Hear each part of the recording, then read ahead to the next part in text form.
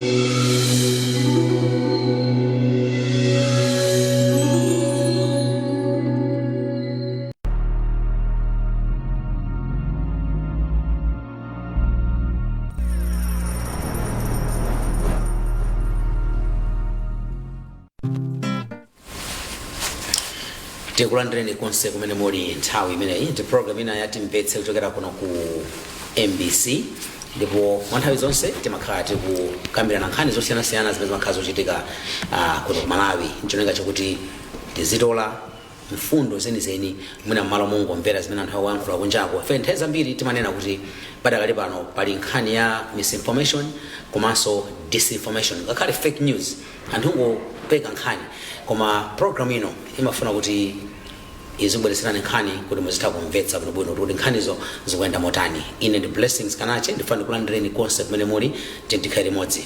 ma program isimakhala ndekha ndimakhala akuluakulu ndithu amene ali kusogolo kuno. Koyamba ndi Mr. George Kasakula tikulandireni Mr. Kasakula. Tathokoza kwambiri Blessings. Zikomo kwambiri. Ndipo talandireso amene akutionera komanso amene akutimvera. Chabwino. Zikomo. Takulandirani. Zikomo. Komanso tili ndi Mr. Humphrey Mvula tikulandireni Mr. Mvula. Zikomo kwambiri. Zikomo. Komanso Mr. Kelvin Mpikasambo tikulandireni Mr. Mpikasambo. Moni kwa onse amene akutimvera ifeso tathokoza timunombe. Zikomo kwambiri. Tathokoza kwambiri. Ndi nkhani imene timafuna kuti mwina tichedwepo kwambiri ndi nkhani ya nominations. Yes. Anthu amene akufuna kuima nawo pa mpando wa president kaya wa councillor kaya wa MP wiki imene ndithu akhala kupereka makalata awo ku electoral commission ndi amaliza. Nkhani yakulu kwambiri yagona pa ma candidates amene atuluka pamodzi ndi amene afuna kuzayima nawo ngati ma running mates. Nkhani imene yamanga athenje kwambiri sabata imene kufikira mpaka napano anthu akambira nabe nkhani zimenezi. Timafuna koyamba tione kuti inu mwazitsatira motani zimenezi komanso kwambiri ndakakonda taona kuti amene akuoneka kuti anthu akhala kukamba kwambiri timaona kuti panali nkhani ya Professor Arthur Peter Mutharika Right. achipani cha DPP pamodzi ndi amene akwa atenga Right. Dr. Jenasa Right. komanso taonanso kuti Dr. Lazarus Chakwera mtsogoleri wa dziko lino amene asokomera chipani cha Malawi Congress ndi amene awatenga engineer Vitimviko Mumba yakhala nkhani ndi koyamba kunali kuoneka ngati kuti anthu amakamba kwambiri za Professor Mutharika makamaka pa nkhani ya amene atenga.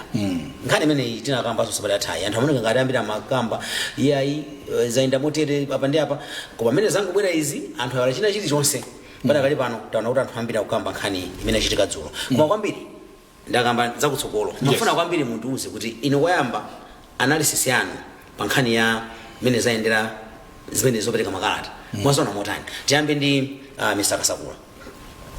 Kuziona kwake kuziona kuti taziona mwachidwi monga amalawi ambiri. Chabwino. Kuti timati kodi chichitike nchani. Mambo umene meki mapanga chisankho sanachitike kuti ma candidates obviously ma MPs ngakhalenso ma councillor koma kweni ma presidential candidates amabwera nkuzazionetsa kwa Malawi nkuzapereka mapepa lawo ma requirements zimene zofunika kuti munthu ukhale pa ballot paper ya presidential candidate. Ndi kumakhala mpata wa Malawi kuonanso kodi who is who.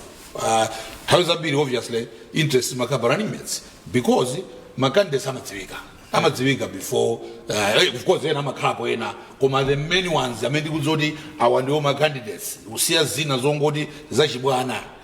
Yesterday nalikonko amakamba kuti apanga 22 ma candidates namene alembesa zachibwana koma amene tikudziwa timaziwa kuti awo no ma candidates enieni ndiye pali President Lazarus Chakwera uyinyo kuti ayima fasana bisa na right ni maso ukuyambira kale Peter Mutharika achipani amene kuti ayima Kabambe achipani amene kuti ayima ndiye na hotelo enawo ndiye mwina siti maziwa ena ngobwera maina ena chani chibwirikiti koma the main ones timadziwa so chimene timakhala ni chidu kwambiri kunena kuti kodi anthu amene tiona ngati kuti ndiwo amene ali chance yola khala president wa dziko lino ndiye kuti atenga ndani ngati wayimira mpamene pamakhala interest yambiri ya anthu. Yes. So tinaona yambe last week and this week kuti taona mpakana pafika ponena kuti amalawi tsopano akamacheza akamaseka amayi kutengeka tisoyo ndi mpira uyu wa menya wa sankhawo moyipa akumanena kuti aulutsa penalty yachitopita mpakana kumwamba 90 degrees ena akonoti no uyu wamenya penalty gokipa apita uku iye wopitisa uku ulowa murufu mpakana pafupi ufuna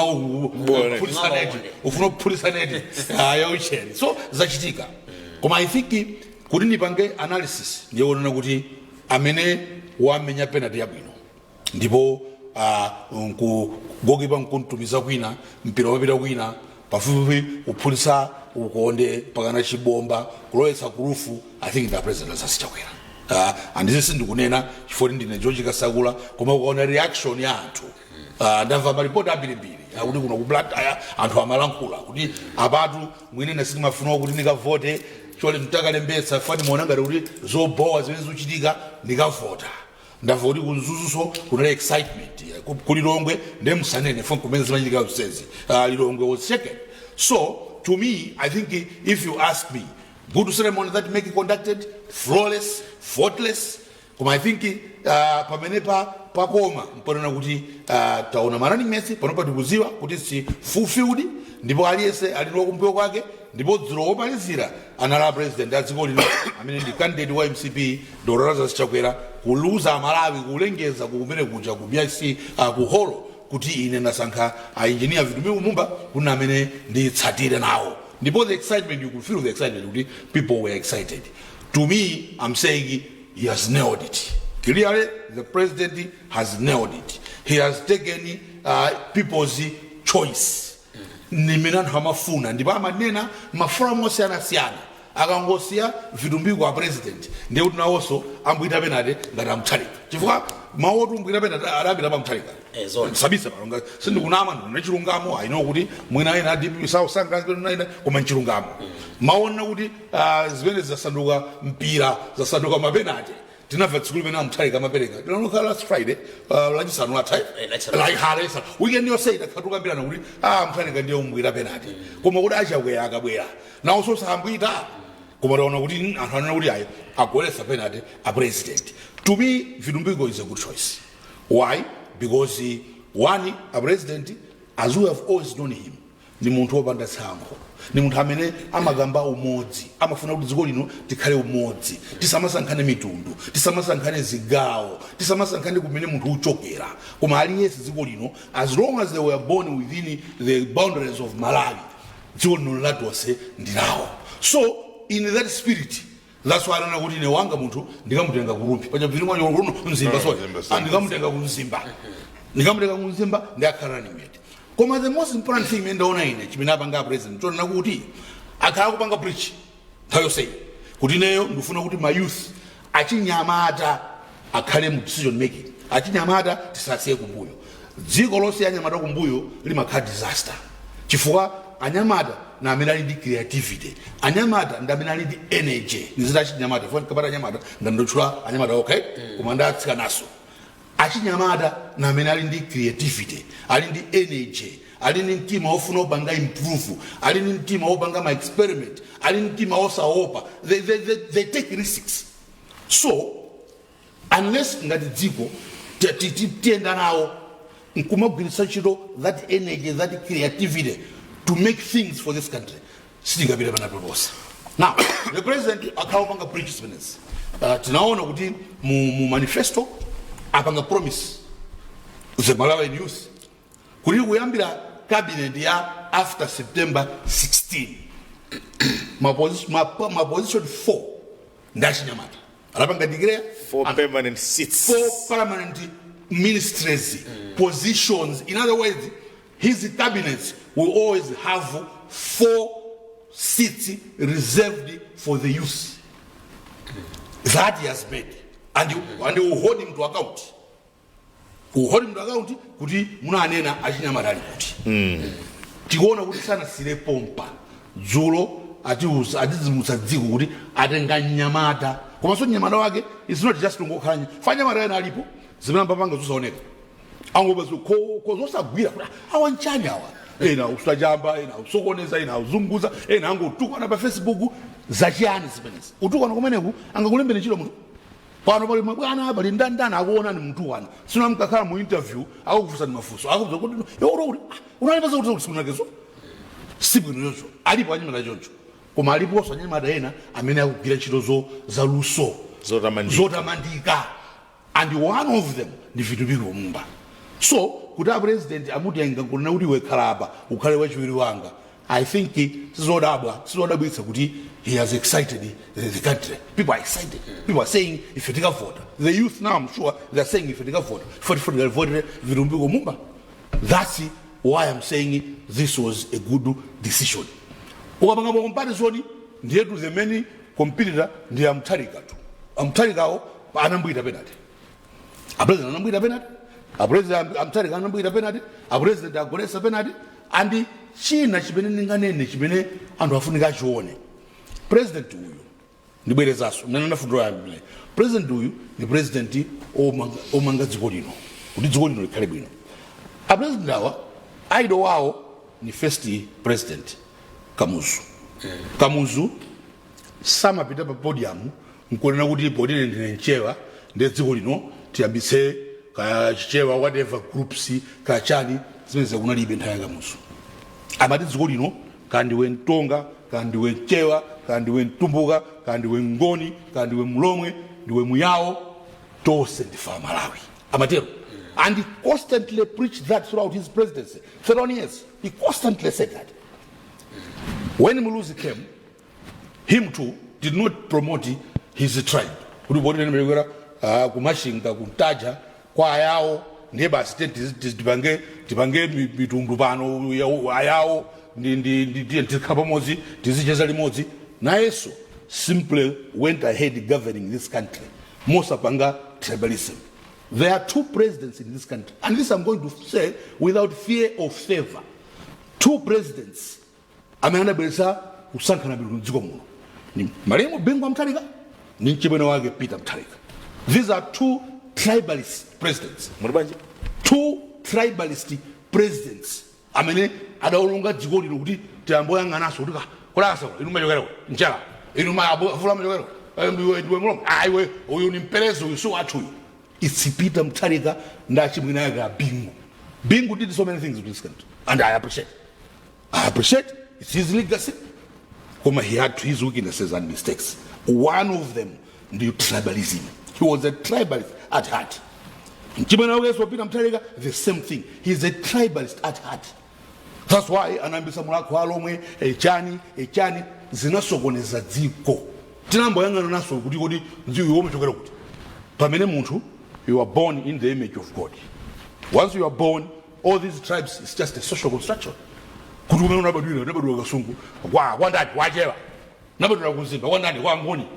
Social constructions. These two presidents. In fact, I'm telling you something. Mumba unalika ga audio genagage kamene mtorankani Joseph Mwale anapesa kwa foot. Ankali mbirana president wa DBB.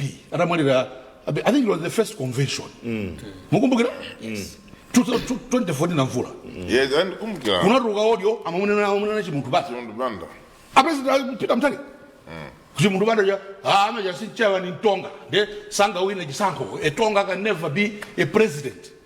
This same Peter Mtarika that wants to appear as if he's a saint today.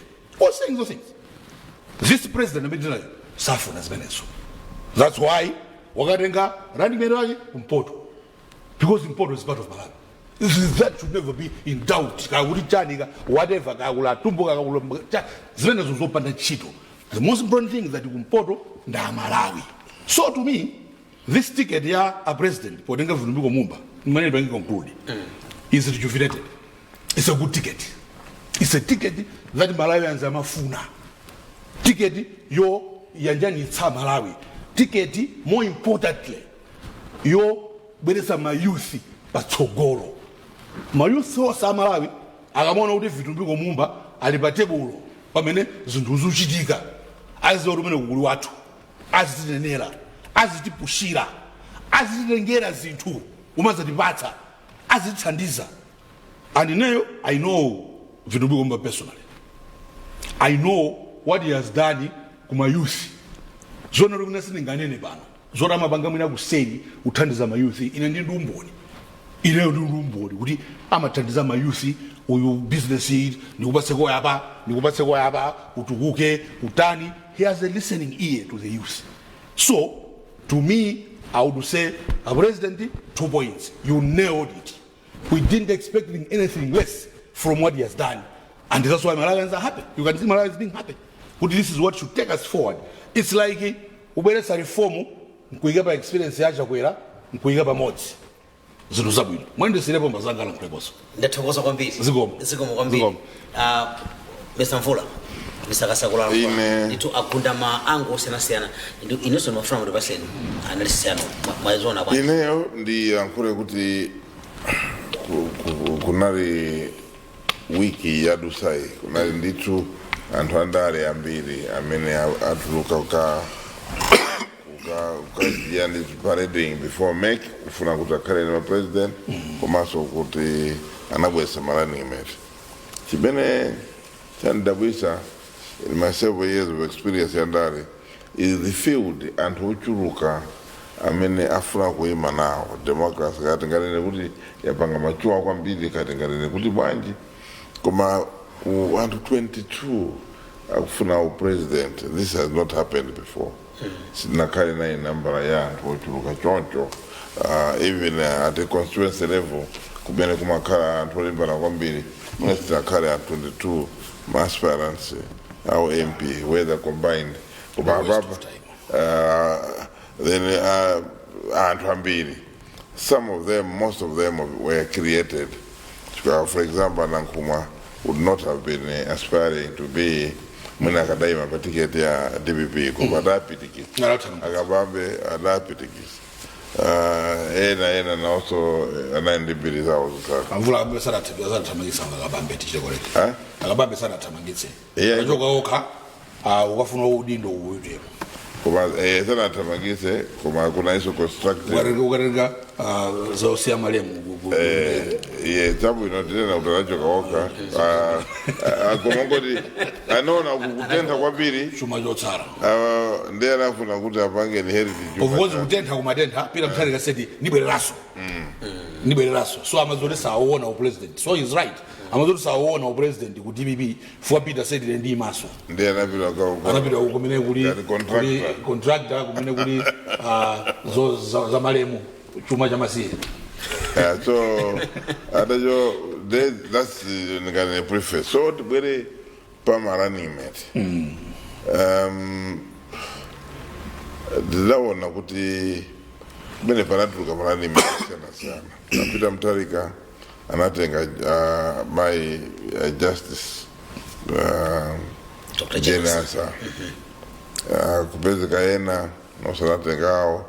Inakuwa ine flash point mpapa pita mtarika hapo running mate wao Akabambe anatenga running mate neose young engineer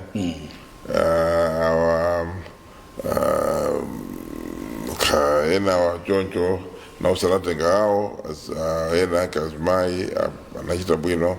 I think it was but mwina the comparison ya bwino njofuna ti ine kuzopanga duelo pakati pa APM ndi Achakwera ndi Akabambe. Ndikanena kuti APM ndi Achakwera APM anasanga kutenga my jenasa tosefe timakumbukira kuti anali chairperson wa meki panthawi imene zisankho zidabedwa olusidzalo za tipex and anthu anaguba mseumo ambiri misewu yose across the country against my jenasa. And that time Mtarika, he stood behind jenasa ngati osalakwa and projecting kuti yawachita bwino. So despite popular opinion, legal opinion, political opinion, any other opinion, iwada kakamila kunena kuti yamende wati chocho. So ambwelesa my jenasa. I don't know the logic. I don't understand the logic. Kuti kwa iwo was Jen answer, the best thing that happens in his life has been Amtarik. Or inarika syndrome kaja adaonesa kuyambira kale anatenga marehemu Chilima from Cheo, anazatenga so Chimulirenji from Cheo, ndipo anazatenga so my Jen answer from amena kuimira ku Cheo north kuna kwachi. I don't know because am I IPM ndakucheo. So whether it was wankutuma nari spirit yofuna kuti ndonese kuti ineyo I only believe in my own people and hokwatuoka, and I don't know ngata DPP as a party akuganiza bwanji kumene papa, because this is a party built on Romoism and the spirit of being, this is a Rome party, and people have not sana chile banyanzi kuchura kuchipani chinchatu, because in constructing chipani cho anapanga to construct mlako alomwe as the springboard ya political power kutimula. So zinazindu zoti zimene zinachitika, I don't know how abaranga uchiromwe yako ileso nakweta uchiromwe by the way. Ananga also na dume junior. So that's change of tribalism, because and for no one tribalism. How can you promote tribalism? How can I promote? That's why I'm against tribalism. That's why I'm against tribalism. That's what I'm saying. It's bad. It's bad. They are a part of half of my family. Is from yes, exactly. He didn't narrow, but what? Yes. Yes. The Gamadi Gopongos in the yes. Yes. So I'm saying, I don't know how they feel. I mean, for my children, some I'm not those Jibani Jaranda. Japita, Subano Japita, Cheuko. So I don't know. Chajoka Kuchoro Braje, Palombe, Jasubano Chapita. Because I don't see how it will recover. Could Azatenge, could Azamanda Jena Saka Sokolo, Azamanda. See what Arab. You don't go to crab, and can you do some? So, the one Tumbiko Mumba, or they are doing Mtumbuka, and I'm thinking Mtumbuka, fine young man, it's fine. But to say the least, we cannot let him outside his academic achievements.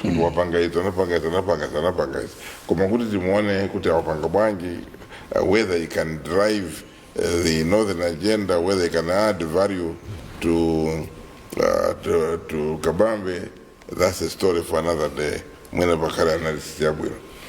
the Tumbiko Mumba, from nowhere, anabezeka kuti wafika pamene pop, and his star, he can have business. Tikanena kuti ma-stocks ake akara kupanga rise, akara kupita pasokolo. He's a young man, he's an engineer, he's worked in Namibia, he's worked in South Africa, Botswana, with a lot of international experience in terms of Zochidika. On top of that, he's vibrant.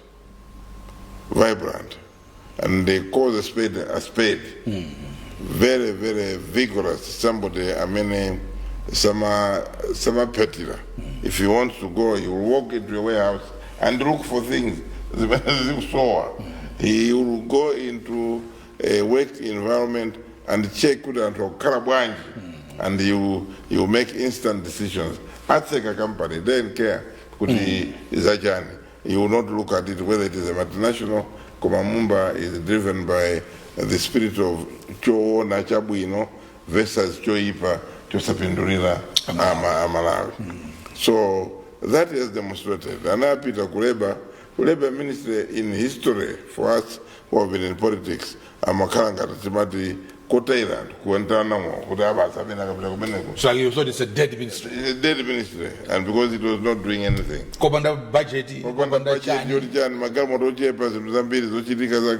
the staff, you simply saying, in the appendix, civil service. uzochitika zanga sizikuyamikirirwa kuno bwino ya.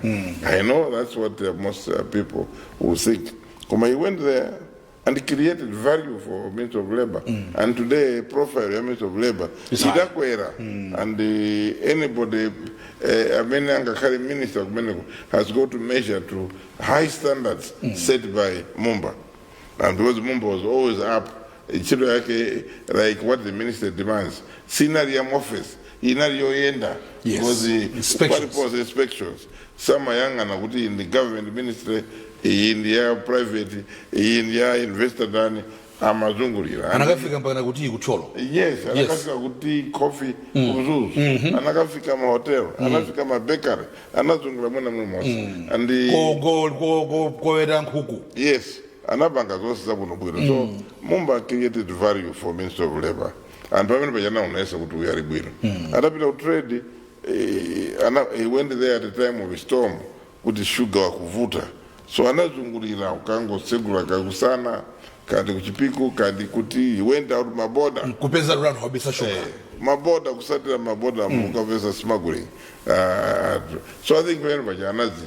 And he was the first minister who would hold a public lecture on topical issues. That has not happened. I can only remember way back my lady Chikaonda, who was able to go out and talk to some academicians, Peter Johnson College, not everyone is confident to talk to the intelligentsia. Look, for those that have gone to university, it is strange courage for a person outside. I mean, people come back to Peter Johnson College, you can't cry there. Difficult young people. Oh, with hot brains. Critical mind. But Peter, he went there, he addressed them, and did not come back ruffled. He decided to call a meeting, Panjamba, Njamba and the ground rope Shapabir. For some of us who have historical different Randare, Padibi Mutamabuera Panjamba, Kuzata, they were saying goes, Timayamba, Kupanga build momentum for Njamba. Maborumu Yaluga. Makapanga Songalondran, Babela to follow. Umabuera desert, then you end up because Wapanga sensitized, Wapanga mobilized, and but yeah, he just came and said, main speaker, the Kalako. Then he made, he said he didn't he was not the citizen voter. Kumumba Sisapanga lecture in, so Yopanga critiquing construction companies. Yes, yeah. Obviously, the ministers of Mankwezela stake Yake. Not to undermine my Kotanehara, who we should also praise Gutiai, and honest, good spirit. Just taking it very well. Good spirit, great spirit, not just good, because the tradition in MCP has been the first vice president that is running it. The running position. So she accepted to be basically sidelined for the moment, but she's still the first vice president. In terms of protocol, she will always be close to the president because she's got an executive position elected as convention. Yes. So as many as Zimakazi in Zabwin. So, if we compare Vitumbiko, the Dr. Mtumbuka, obviously Vitumbiko has got, he's miles away from Dr. Mtumbuka. If you compare Vitumbiko, the my generous, obviously. There's no comparison. I mean, there's no comparison. There's no comparison. There's no comparison. What? Yeah, I would also see that you compare.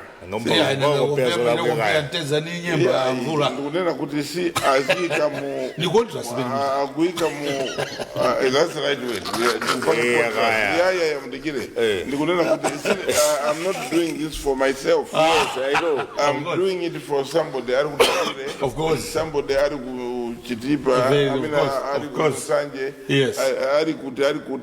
Azita kuona so that Azisianita is about it. So the greatest part of it is that Vitumbuko will add energy to Chakwera ticket. Chakwera is a quiet person and he moves diligently, methodically, and kukara amapanga construct is benafuna chile next.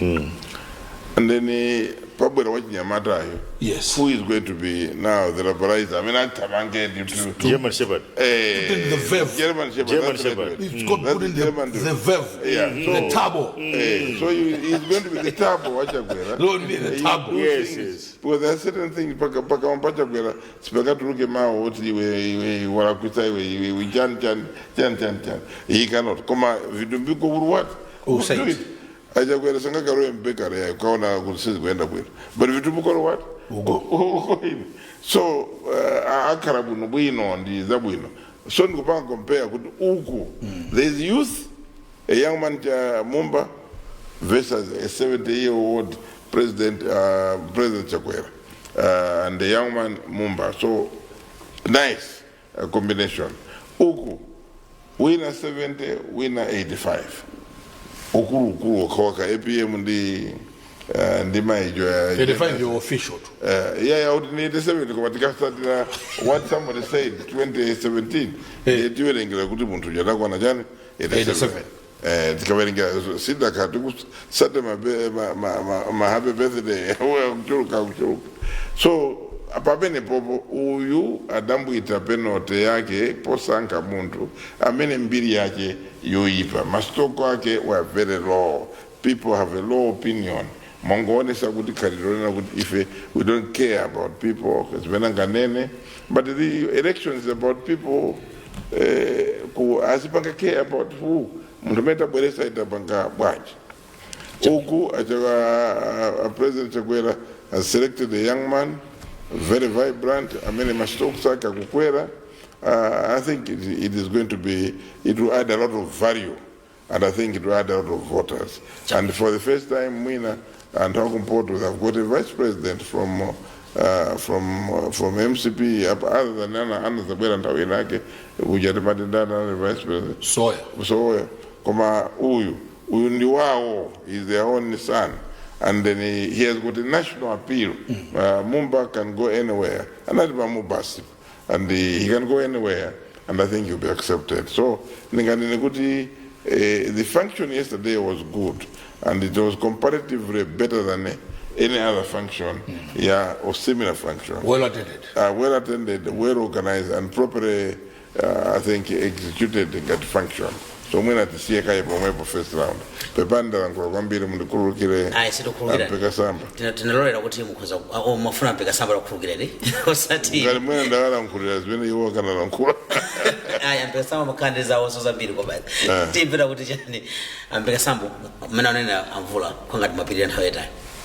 Aya. Maone kama kwelera kuti ndimene zimaendera zimambira uko kubwera kungoti ngope ulendo wina. Tiambire mwina mzambira pano zilo. Chaka chapa. Bola nakasakula. Chaka yomwe jino. Bola nakasakula zalolera. Chaka mwino. Tiambira pano mupiro. Sinda. Akasakula mulolera. Atizambira. Zavek. It's okay. Zavek. Okay, chabu. Zaona mahalo mwero. Chabu. Mr. Pegasambo. Yes, ni mukuri baji. Choyamba ndimafuna ndipange highlight kwambiri chinthu chimodzi chimene ndikovuta anthu ambiri kumalawi kuno kuchivomera. Kumalawi Congress Party constitution yawo amanena kuti amene ali wachiwiri wa mtsogoleri wa chipani ndi amene amayenera kutengedwa kukhala running mate.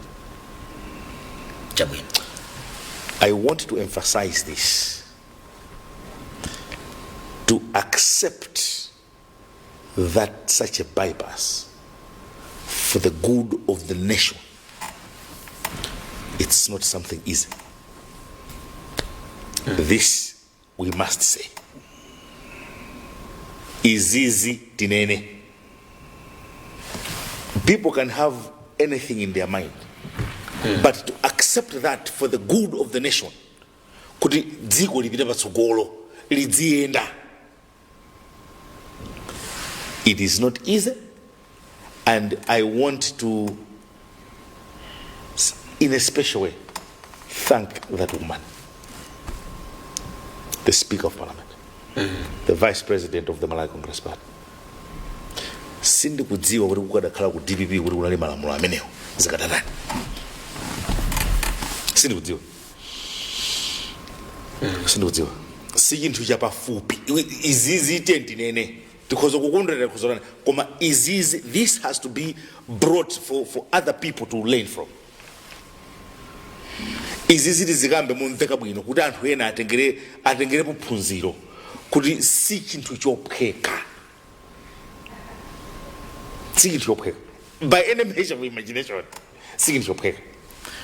Ndipo a running mess amene aliyesa wombera mmanja mdziko muno from Zuzu northern region central region mpaka ari kudibibisola Mumba manjera anyamorera Mumba manjera kudibibira rapa nde basi abade zateka amade zateka kuti mudo amade zateka kuti basi ka kuti basi azatwayira zanzero ndina usangofurira region izibendo ya morura kudibibisa mpaka zonse I want to we speak.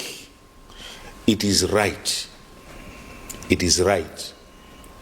And sinzali chizungu Korean koma ndi umuntu kubweza chikondi.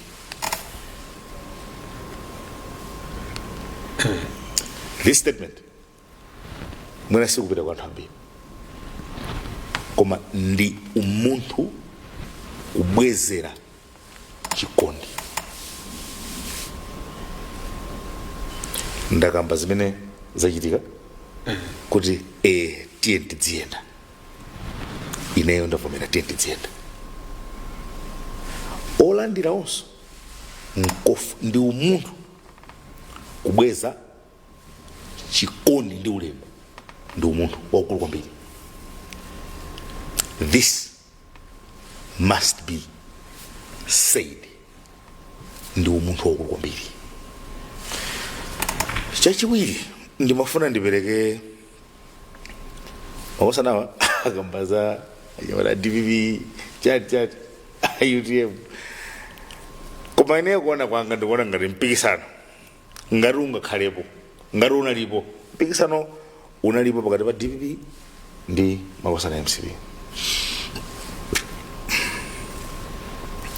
koma kuti tingokambaza kumapeto kokha pamene kumapeto kumene tafikako kumapeto kumene kwapangisira anthu ambe mmanja ndikuona ngati nkhani ndero sitiweroza bwino sitiungoza bwino ndimafuna ndipange chonchi ulendo umenewu tidayamba cha mu November chakayata tikalembetse wina akutuluka ukauza anthu ta musakalembetsa awafuna bereki sango wina akutuluka kupitokana ukauza anthu ake kuti kalembetseni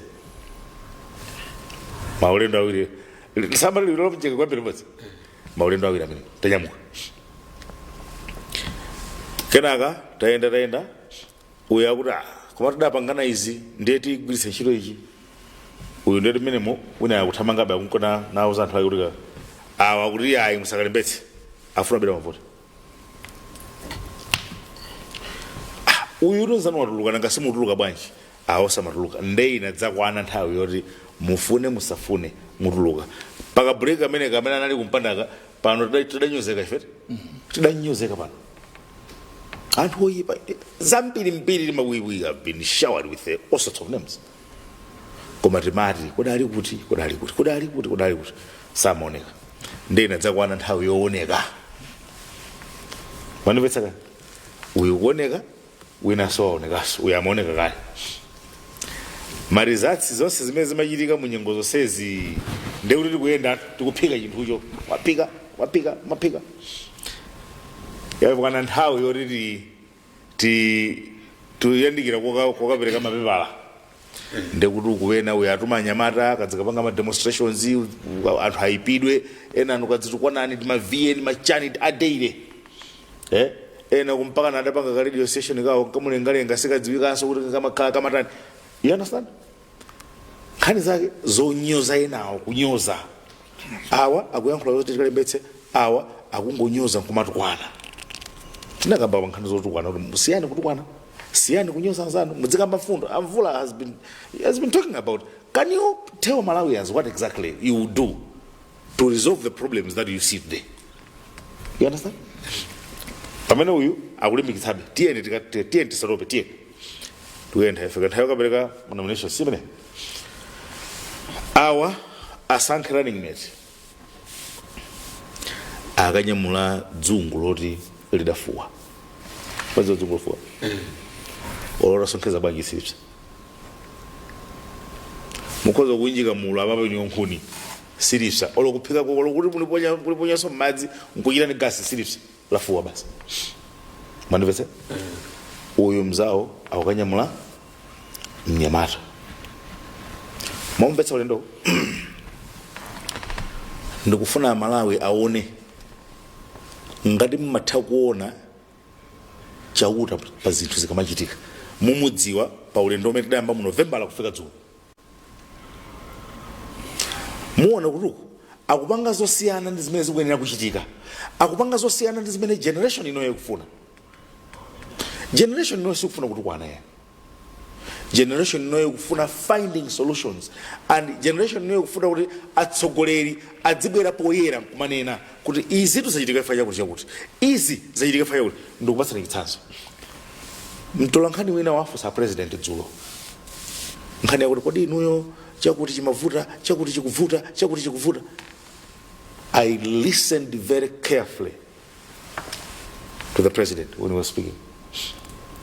Afotokoza kuti monga takwanitsira kuthana ndi vuto la mafuta kuti tipeze mafuta ochipa mafuta ora tidzikagula mafuta otani ochipa kutanthauza kuti vuto lenileni kuchoka ku zonse zimene amaona anthu kusowa kwa mafuta kumadandaulo akwera mtengo chani vuto lenileni anakalipeza kuti ndipati kumene timagulako kumene kuti magula kuika timagula ndi mafuta awo mokwera mtengo ndiye kuti uchole chindime chimene chichi simasewera ifapa makhadzi mabiliyonera pakati pa anena president kuti mpaka nandifika pofotokoza kuti ndatere ayi koma mungodziwa kuti monga mmene ndathanirana ndi nkhani ya mafuta kuti tasintha wokagula tidzigula mochipa akafika kuno mafuta ache pa mtengo chipa katunduso nditomwena ayamba kutsika mtengo chimodzimodzi mavuta amene mukuanena kuti mukuona ngati sitidakwaniritsewo sikuti ulendo okakwaniritsa zimenezo ngati tapangira za mafuta musikuti tidanyamuka kalikali koma pamakhala zokhoma zambirimbiri tifika ndithu ngati mmene tafikira ndichi. That's what Malawians want. A Malawi akufuna kumafotokoza kuti mafuta aja amtukutukada ndalopa panopata gawa kuti ena abwere ku 22 million liters from Nakala yafika stima kunakala manipetsaka amene aja kubwera panjanji kuno pamene nakuti chakwera amanama sakonza chanji mafuta abwera panjanji 22 million liters kuchokera kuna Panakala akubwera kuno ku Malawi panjanji ena anatsikira ku Tanzania kuti alisi mungangoti dzose nkuika mbasket imodzi manipetsaka ndiye kusiyana ndakusonyeza ndi kumene kwapangitsa anthu dzulo kuti dziko lino atasangalale kwa mudziwechi chokondweretsa mtundu wa anthu sichifumira ku lilime loyipa chokondweretsa mtundu wa anthu chimafumira ku chilungamo chimafumira ku lilime loona mtima ndi chimene chimakondweretsa mtundu wa anthu padzana paja tinkalephera kukondwera muno anthu akuphana kumamvera kubandalama anthu uchani chifukwa chani dzimafumira ku lilime losowa chaona lero anthu asangalala chisankho sitinapange ena nkumalemba ma social media jojo umati auri apande basi tingodi tidakangolupiritsa anthu amalemba zimene sana vote yes auri apa basi game yata people were writing that not me see in the managers akalumbira president anthu alemba go check on social media people writing apapande basi game yata chisankho yata tidakangolupiritsa basi you understand chifukwa chani zinthu zimene akupanga lifa akuziyankhulazo zikuchokera ku lilime loona mtima wina analemba ndipo I wanted to remember this kuti analemba kuti ngati pali president amene amamvetsera mwatcheru zimene anthu mdziko akufuna ndi Dr. Chakwera. Mungaonetsetsa mawu amene aja ali ndi ma examples angapo mwina 5 kuchokera ulendo umene tanyamuka 2020 kufika lero. Mdziko muno mwachitika ma situations amene anthu akhala shakened, ena kumakhala ndi mantha khali imene nayikambakonso. There is this gift about this president, whether others will call it grace, whether others will call it mphatso, koma president ili naye ngakhale wena amamuona kuti ifa yakusayankhula amakhala ngati kaya amamuona ngati wotani kaya amamuchepsa, koma there is a special gift with this president. Pa nthawi imene aliyense ali ndi mantha kapena mdziko muno mwachitika china chake chososa mtendere, nthawi zonse amatha kukhalitsa amati silencing the noise, kupanga silence. Ngati mukumbukira pala nkhani ya Martha Chizuma, makumbuka nkhani ya Martha Chizuma inapanga create tension m'malawi muno, koma atangotuluka nkuyankhula there was silence. Nkhani ya devaluation anayankhula anthu muno tension, silence. Paka khala cholakwika kapena chiopsa anthu kapena chinake chimene anthu chikuwamvetsa ululu kwambiri, amavomera kuti apa ndikudziwa kuti mukumva ululu. Liwu lochoka pa lilime lakuona mtima limakondweretsa mtundu wa anthu. Ndendati ulendo ndinaukambako amene angati aone chisomo cha Mulungu nkhani imene ndakamba pano kuchokera mu Novembala kufika lero, anthu aone chisomo cha Mulungu, munthu womvetsera zimene anthu akufuna. Nkhani imene ina imene aphulika dzulo amakamba nkhani ya shuga, anena kuti zina atukoma mumangoloza inu nomwe mukuona zimene anthu ena amachita kuti vuto limene lidzibwera. Do you know kuti nkhani zimene zidakambako George adakambako Amvula adakambako political hypocrisy? Why would a journalist ask that question? Yes, we would understand because he's the head of state, but you can't ask that question yet you know kumene anthu amene akusokoneza zinthuzo. Munthu adapita koza awanda amene amabisa shuga awa akumatulutsa shuga kumapanga mwakuti. Where do you go? Go and ask the responsible people. You understand? Mwanipesaka? So zimenezi tidziphunzira pang'ono thainake ntachoka ndimalizike nje thainake ntachoka kumene kuja takhala pasi ndinadzaona ndimayesera nokumayankha ineyo mafunso aja ndeni mazazindikira kuti koma pena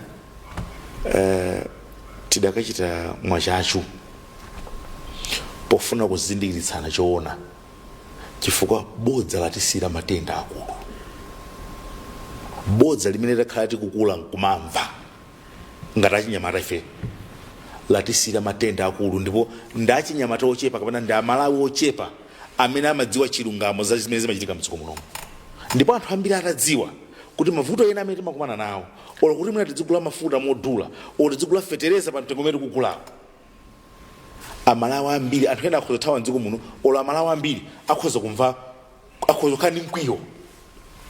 Mukundimvetsa koma sichophweka kumadziwa chilungamo chimenecho kupata koma kukonza kwake titere izi musatere zimene liwu lofumira kumtima waona. Tatokoza mwambiri Mr. Sasa. Zomwe mwambiri. Tifuna timalize. Mr. Sakula mumaliza bwanji. Ine kumaliza kwake nkosavuta. Kuti libwerere dzulo ku BICC. Kumene a president magamba kefinisicha apatsa Malawi chinthu chimene amafuna. Andi Amalawi akamafuna chinthu Amalawi amadandaula kuti pakuti pautsina amayankhula munjezo sindiye kuti ndi wovuta kapena kuti fana kumbukira kumbuyo kuinala na ule mbali mangori ngati ndino chani apumbwa. I think it was being mtarika. President huyo sapa ngasimenezo amavera kuti munthu banja a family limapanga go through mavuto ambirimbiri ena akulephera kutupizana ku skulu ena akulephera zakudya ena akulephera blood sugar ka rent ka chat amadziwa mmene banja limakhalira a family as a unit a family amadziwa kuti mapezana mavuto osiyana samakana zimenezo zena amafuna nkupanga endeavor kuti tisolve mavuto amenewo amala ambiri aufuna zinthu zisinthe afuna munthu ogwedeza zinthu osati ungoti keeping the status quo amatero pachizungu mmene zili zinthu ine ningokhala basi bora kukucha amalawi afuna munthu ogwedeza zinthu aziona amalawi ana atopa ndi status quo ya umphawi yotani tinambira kale amayenda amakaona mmene kunja akuzikhalira kwinako development situkozipita patsogolo miyoyo ipita patsogolo zofuna zamoyo zipezeka kachani amaona zimenezi amafuna improvement zimene kuzichitike pafunika utsogoleri ogwedeza zinthu chimene achita dzulo a president nkuvomereza kuti tifunika tigwedeze mwamphamvu ndiyeneyo niwonjezere mphamvu zina akanatosanga munthu wina kaya mvula basi bangoyenda mwana mvula basi umangoyenda basi kandani umangoyenda ineso ndiripo Kevin basi umangoyenda koma asankha vitumbiko ndipana foroza chifukwa chake afuna agwedeze zinthu nene mbanena kuti tapase chance a president ni vitumbiko Mumba tapase chance tione kuti zimene amachita kuleba zimene amachita ku trading zimene amachita asi ma lecture apa utani athandeza chinyamata apa athandeza chinyamata apo. The other day, a day before Zulo Dzana, usiku, anagula nthawi pa MBC vitumbiko Mumba. Ndiye amaonesa maluso anthu oimba. Amene adajambula nyimbo mumpikisano nena kuti dolo amavotera chakwera. Kuti muchotse ndale wikapo muone zimene achinyamata amachita nyimbo zokoma zabwino. Andikulakalira zimenezo kulapita ku studio ndiye unakada apasa ndalama. Andikopetoko awina ndalama ndiye ndimati tukula luso la chinyamata pita auchita ali akuonesa action sakungola kulota tenti tukule achinyamata his action oriented is actually akunena kuti anyamata kuti atukule ndiye kwanyambiseka mpikisano aka ine ndipeza pondale zoti nikankhe ukandela koma anawa apanga display talent and it was good music. I enjoyed the program ine makati kugona mpaka ndani balisa yose because ni muntu wa action. Then manena kuti amalawi tikedi ni mene ikozotengera malawi patsogolo zinazi angotinamiza abira mthareka for example is not even fit to govern. We saw ku amakapereka magari last week Friday. It's not fit to govern. It's not simply not fit to govern. I know people don't like this, the people don't like this, but it's the truth. Even if you could, God forbid, on 16th September, President Amalawi Amusanka Peter Mutharika, he will not govern. It will be Abaleyake, Azake, Agagata, Amina Chasharika Panoa, Gula, Hana, Madamu, and that. Namanas don't govern it's good. And they will not govern it. It's not their name. They govern the way anyway, anyhow they want. I don't know. I don't know. So, to me, we have got a proper ticket that should stop Mutharika where the Soko State House because it's not fit to govern. In fact, in Soko Muno, Kevin Avu, blessings, Muli conspiracy. Soko Muno, Muli conspiracy. Conspiracy 7A, and Hogwizarani and her DPP, and it includes even the media, my own sector. They are part and parcel of that conspiracy. And I'm going to demonstrate. On Friday, yes. Kudirongwe. Yes. Peter Mutharika aubanga BA nomination. Yes. Nanena zana uli ozereki. It clearly shows that he's not fit. Zvinama chita, zvinama banga. Nobody is talking about it. Nobody is talking about it. Nobody is talking about it. In fact, nobody has talked about the health of Professor Peter. Those of us that are talking about it, like myself, yes, I've created enemies even among my own fellow journalists, seniors. Yes. They don't like me. Yes. If they want me to be like them, yes, Sanene, but this one is not fit to govern. Yes. We should go along with the lie that they want to tell. They want to cheat Malawian people. Yes. That they must elect Mutharika, who is not fit to govern. He's not fit to be president of this country. He's not fit to be commander-in-chief of this country. Mufuna mpake apange govern. Kwina kulikose, the health of candidates is an issue. Only 2 weeks ago, Trump anazuka milioni ruba. Miendo mamondo, munatupa. The media was able to show wavala sabato, wavala musokosi, they were able to zoom. That's so unbiased. Kura president minyendo yao ndiyo tupa. Maoje mpakati pa pazi ndi mwendo patupa. What is this? They began asking questions.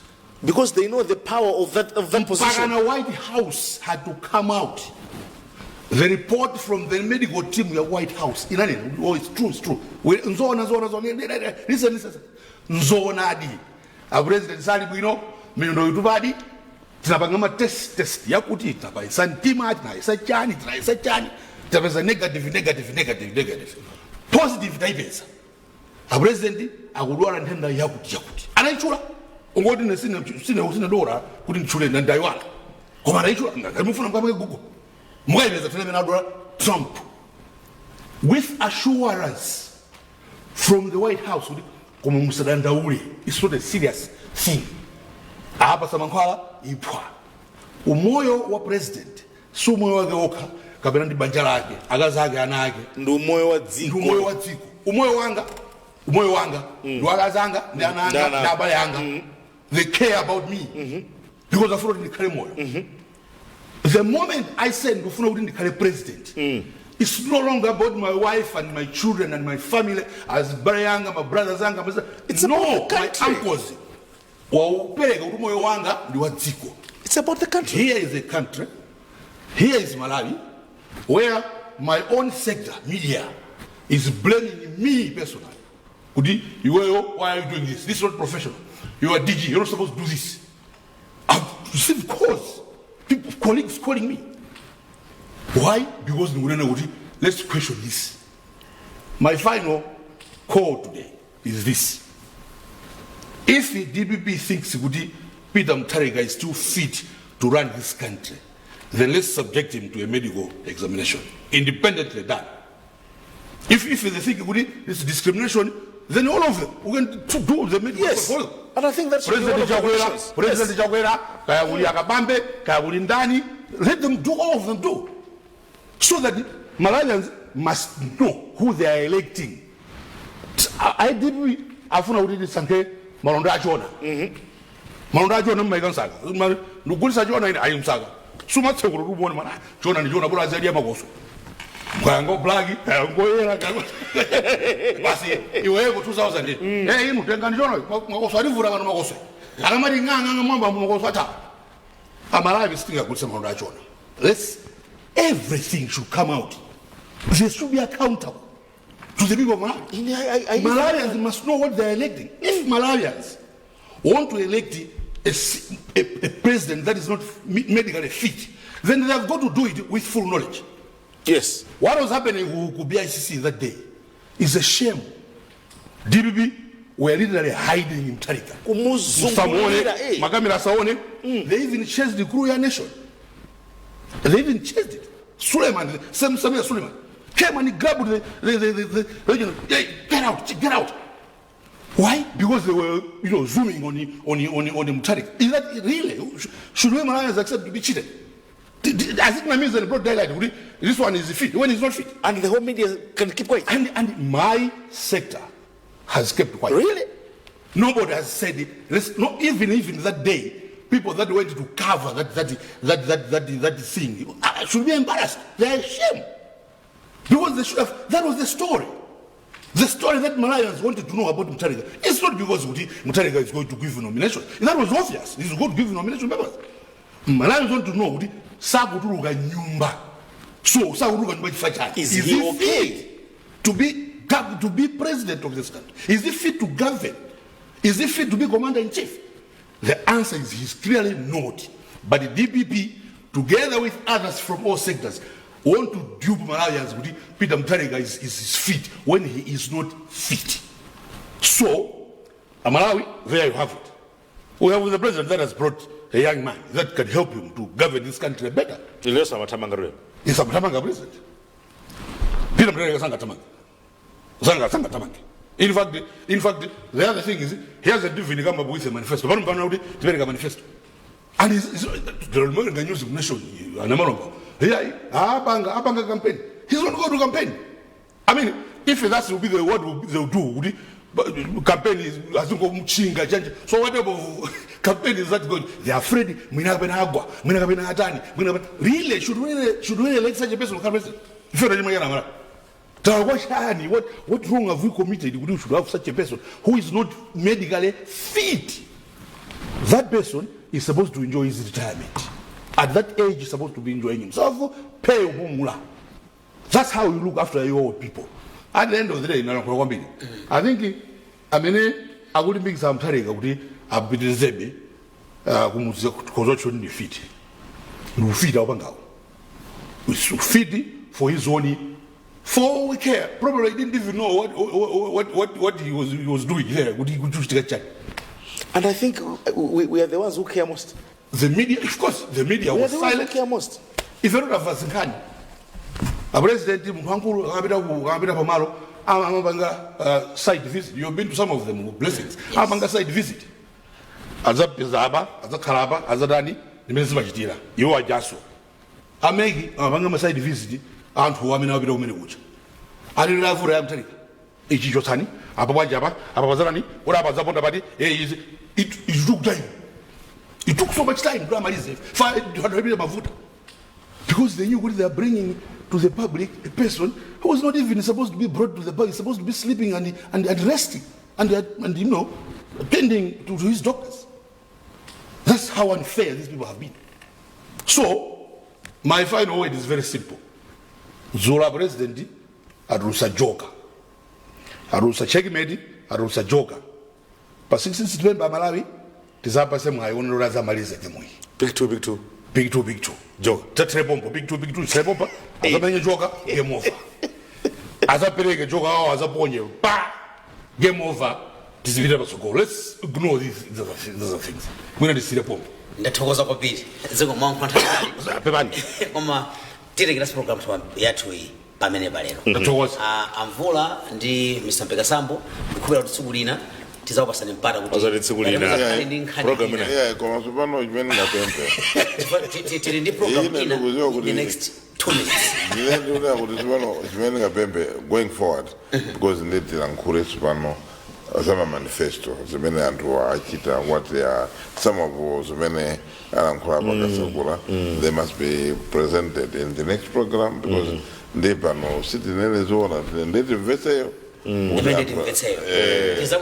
tizakambe nkhani ya manifesto manifesto komanso ma reference even anthuwa ndakufuna chiro ndizaforokoza kuti awa reference yaku zizithokoza kwamba off camera nangasiruza producer uko these are the subjects that we do amvula amabosa zitu za off camera amafuna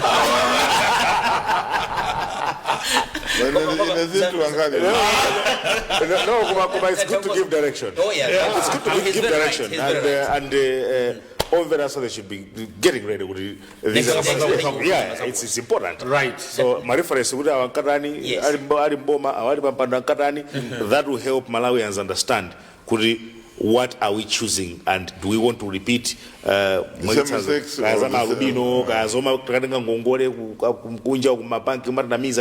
we will have to dig deep. Some country reference. Ndatokoza kwambiri. Tokoza Mr. Mpekasambo unabera program. Thank you very much. Ziko Mr. Mvula tutokoza kwambiri. Thank you very much. Mr. Kasagula tutokoza ndi program. Ziko nditu. Ine ndi blessings kanache ndifandi tokoza kwambiri akula tatu amenewa Mr. Humphrey Mvula, Mr. George Kasagula komanso Mr. Kevin Mpekasambo chifukwa choti anabwera ku program iyi. Ine ndi blessings kanache ndikufunireni tsiku labwino pitani kuonera komanso kumvera program wotsatirawa.